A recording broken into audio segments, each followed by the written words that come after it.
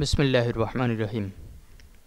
আলহেরা মাল্টিমিডিয়ার পক্ষ থেকে আমি আল আমিন হোসেন পিএইচপির প্রজেক্ট ভিত্তিক লার্নিং টিউটোরিয়ালে শুরুতেই আপনাদেরকে জানাচ্ছি শুভেচ্ছা ও অভিনন্দন। আমরা এখন যে প্রজেক্টটি দেখব সেটি পিএইচপির মাধ্যমে করা একটি প্রজেক্ট। এর মাধ্যমে আমরা আমাদের ওয়েবসাইটে, বিশেষ করে ডাইনামিক ওয়েবসাইটের ক্ষেত্রে র্যান্ডমলি পাসওয়ার্ড জেনারেট করতে পারি। আমরা এখন যে স্ক্রিনে অবস্থান করছি সেখানে আমরা যদি একটু দেখি তাহলে দেখতে পাচ্ছি যে G_DXTE এই লেখাটি এই মুহূর্তে আমাদের স্ক্রিনে অবস্থান করছে। আমরা যদি রিলোড দেই আমাদের লেখাটি কিন্তু চেঞ্জ হলো LNLMC5। আমরা যদি আবার রিলোড দেই তাহলে চেঞ্জ হয়ে আসলো 1LQPT। আবার রিলোড দিলে আরও বড় ধরনের সংখ্যা তৈরি হয়েছে, অর্থাৎ এগুলো আমরা এক একটি পাসওয়ার্ড হিসেবে বিবেচনা করতে পারি। যখন ডাইনামিক ওয়েবসাইট তৈরি করা হয় তখন বিশেষ করে রেজিস্ট্রেশন করার ক্ষেত্রে অনেক সময় দেখে থাকি যে পাসওয়ার্ডগুলো র্যান্ডমলি হচ্ছে। সেই কাজগুলো করার ক্ষেত্রে র্যান্ডমলি পাসওয়ার্ড জেনারেটের ক্ষেত্রে এই বিষয়টিকে আমরা ব্যবহার করতে পারি। আমরা যতবার রিলোড দেব ততবারই কিন্তু আমাদের এই পাসওয়ার্ডটি চেঞ্জ হচ্ছে, অর্থাৎ এখানে যে সংখ্যাগুলো আসছে সেই সংখ্যাগুলো পরিবর্তন হচ্ছে। আসুন আমরা এখন দেখব যে এই বিষয়টি আমরা কিভাবে করে নিতে পারি। আমরা যাচ্ছি ম্যাক্রোমিডিয়া ড্রিমওয়েভার। এখানে আমরা ফাইল, নিউ এবং ডাইনামিক পেজ পিএসপি ক্রিয়েট। আমাদের সামনে একটি পেজ আসলো।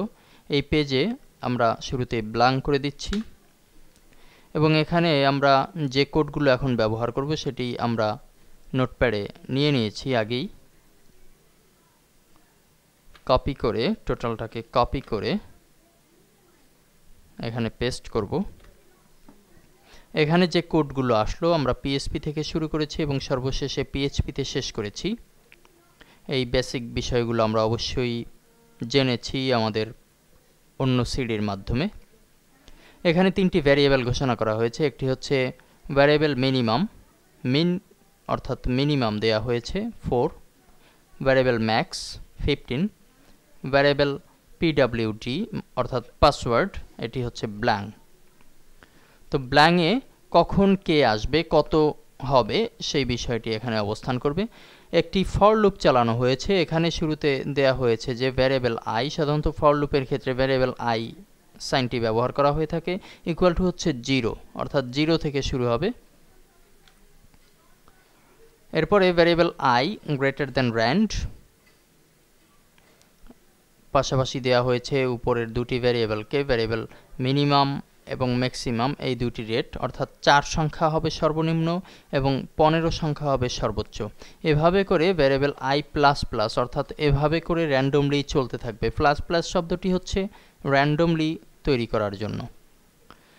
পরবর্তীতে ব্র্যাকেট শুরু করে, সেকেন্ড ব্র্যাকেট শুরু করে ভ্যারিয়েবল নাম, NUM নাম, নাম্বারটা কত হবে, র্যান্ডমলি করার পরে নাম্বারটা কত হবে এই বিষয়টি এখানে বোঝানো হচ্ছে র্যান্ডের মাধ্যমে। র্যান্ড ইকুয়াল টু না, RAND second bracket, RAND first bracket এখানে দেয়া হয়েছে 48, কমা দিয়ে দেয়া হয়েছে 122।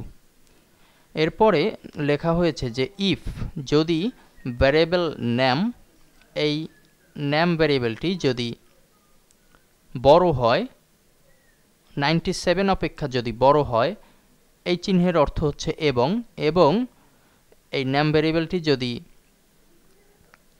122 এর ছোট হয় তাহলে কি ঘটবে, তাহলে ভ্যারিয়েবল PWD ডট, এখানে PWD ব্ল্যাঙ্ক করা হয়েছে।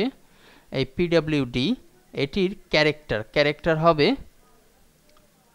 ভ্যারিয়েবল নাম, অর্থাৎ যদি এই সংখ্যাটি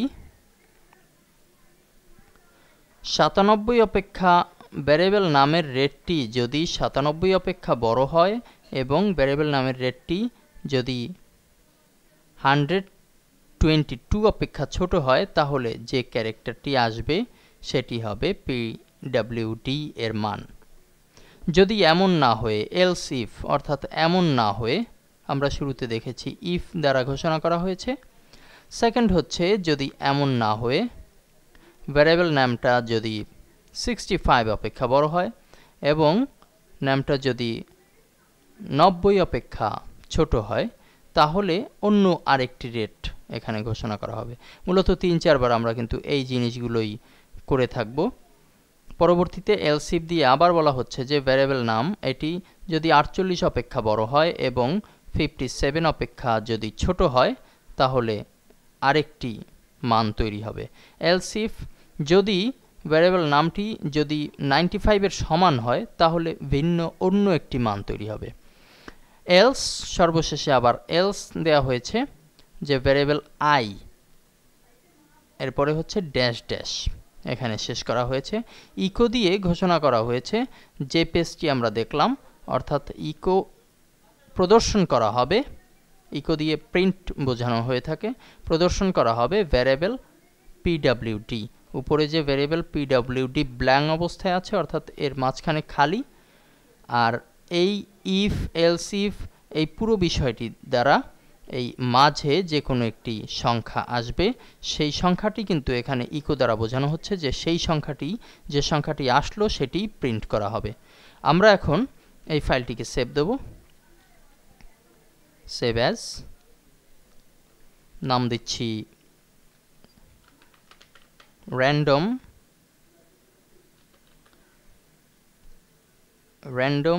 PWD